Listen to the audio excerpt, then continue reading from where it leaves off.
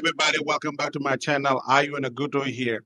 And in today's video, we're going to talk about Manchester United recent struggle, the manager being under pressure and potentially losing his job, and the result against the game against Porto, where United started off really well and then kind of faded. So let's go. So let's start with the manager. And I believe his time is up.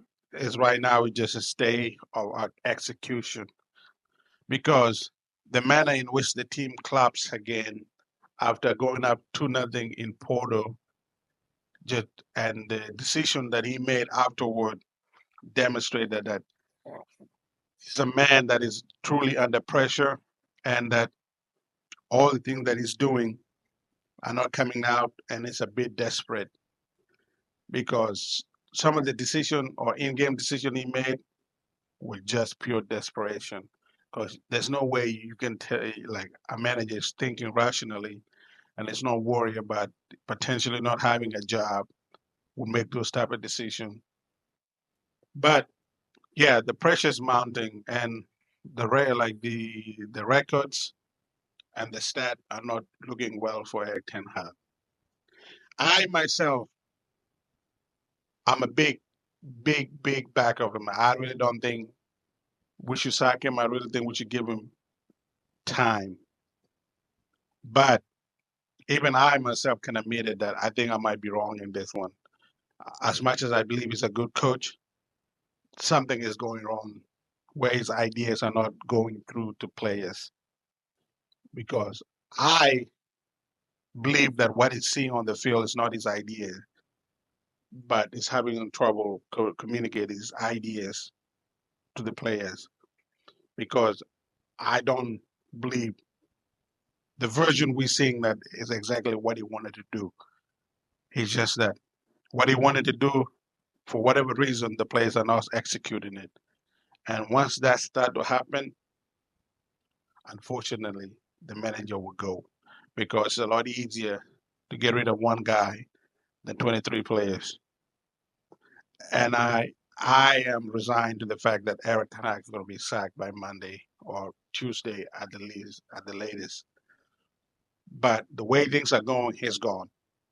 I truly believe he's gone. But I'm just so frustrated because as Manchester United fan, in the last 11 years since Alex Ferguson retired, we have done this 5 times. We got rid of David Moyes. We got rid of Louis van Gaal. We got rid of Mourinho, and we got rid of Ole Gunnar Solskjaer. And now we're about to do it again with Eric Ten Hag. And my biggest problem is with what is going to change because we're going to get a new manager. He's going to come to the club. A couple of seasons, he's doing great. Toward the end of his second season, he starts struggling. Beginning of third season, is struggling. And the same fan that are calling for Eric Ten Hag to be sacked now are going to be calling for the manager to be sacked again. And the cycle will just keep continuing. And until we break the cycle and we stick with the manager when things get bad, we're going to keep repeating the same cycle. At the same time, I don't think simply because we'll be making bad decisions is a justification for keeping a manager that clearly has lost the dressing room. So I'm torn between those two ideas. But when it comes to whether Eric Ten Hag is going to be a Manchester United manager by the end of next week, no, I don't believe that.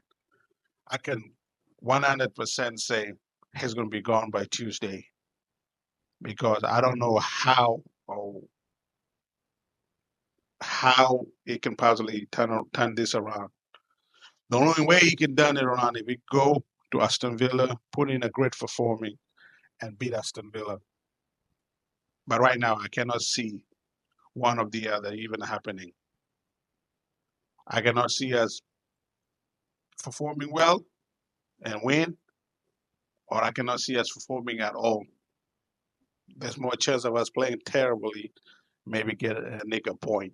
But at this point, it just staying the execution. If we can get rid of Eric Ten Hag right now and possibly bring in the manager we want to save the rest of the season, I would do it. But if we're gonna get rid of him and bring in an intern, it's kind of over with. So yeah, the season is already kind of read off for me now, and I was so excited and so like joyful to go into this season. And 7 game in, it's already like a despair nightmare for Manchester United fan. I'm sick of this. I just want my team to be good again. But yeah, Eric Ten Hag is definitely gone. I don't see him like lasting beyond now.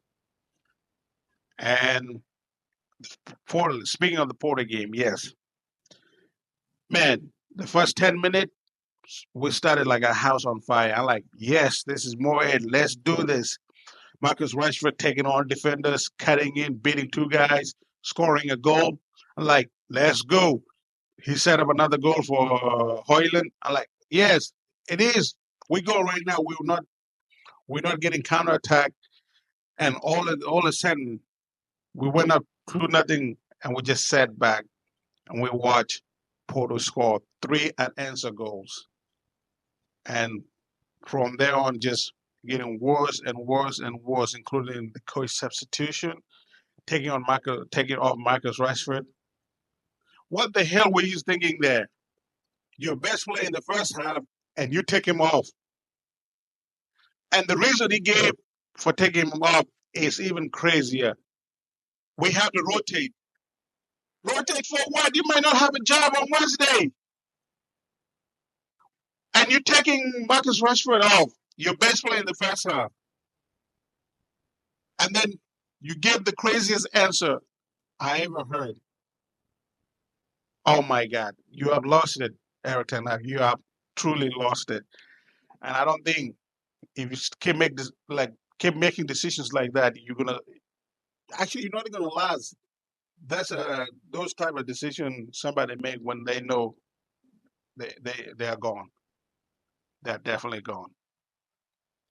And that was the Porter game in a nutshell. Got rescued at the end of it by Maguire scoring a late equalizer to make it 3-3. But by then, most people were already tuned out. The game was kind of dead, and it's just another game where Manchester United have conceded 3 goals again. And the stat on that is mind-boggling. Manchester United have, in 24 games, have conceded 3 or more goals than any other team in the Premier League in Europe. Manchester United only have 1 win out of 10 in last game in Europe. That is just shocking. And I really don't. Every single time I start hearing those stats, I'm more inclined to believe that, yeah, it's a good decision to get rid of Eric Ten Hag, even though I really don't want to get rid of the manager. But speaking of all of that, let's talk about the game that might potentially put a nail in his coffin. Aston Villa in Villa Park in Birmingham, Sunday night football. I don't know it can get any worse because Aston Villa are coming off a great midweek game where they beat Bayern Munich. The stadium was rocking, atmosphere was crazy. They even has Prince and future King of England then cheering and dancing up in the stand. The vibe at their club is incredible right now, and they feel like invincible, and they feel like they cannot be touched. Contrast to us going in there very low on confidence, knowing good and well the manager will not have a job after tonight, and somehow the players are going there to perform. And even on a good day, this is a tough game. Put all of those circumstances behind it, I feel like it's a nearly impossible game for Manchester United. Because if we keep it somehow decent this Sunday, I'll be happy with that. just don't go over there and get embarrassed. And if we can nick a win, oh my God, I'd be joyful. But I'm not even confident that we can predict a win for us in this game because, like I just told you, the contrast in the two teams' spirit and atmosphere and vibe at each club is just completely different. And Manchester United, the chances of Aston Villa completely embarrassing us again, and that would be really real bad.